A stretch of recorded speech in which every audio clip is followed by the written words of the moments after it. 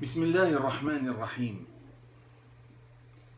Lorsque les anges furent confrontés à la réalité du savoir humain, ils ne purent que se résigner et avouer leur faiblesse devant celui qui leur vola la vedette.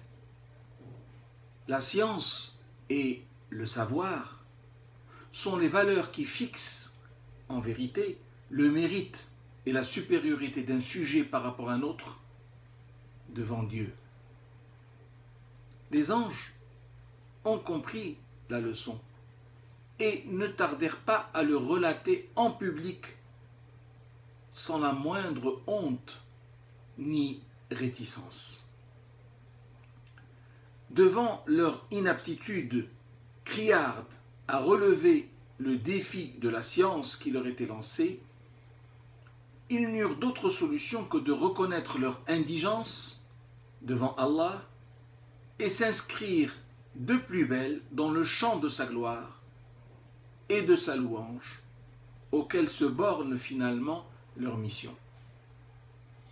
En toute humilité, ils répondirent comme le rapporte le verset numéro 31 du chapitre de la Génisse, Surat al-Baqarah, « Qalu, subhanaka, la ilma lana, illa ma allamtana, innaka anta al-alimul hakim » Ils dirent, « Gloire à toi, nous n'avons de savoir que ce que tu as bien voulu nous apprendre.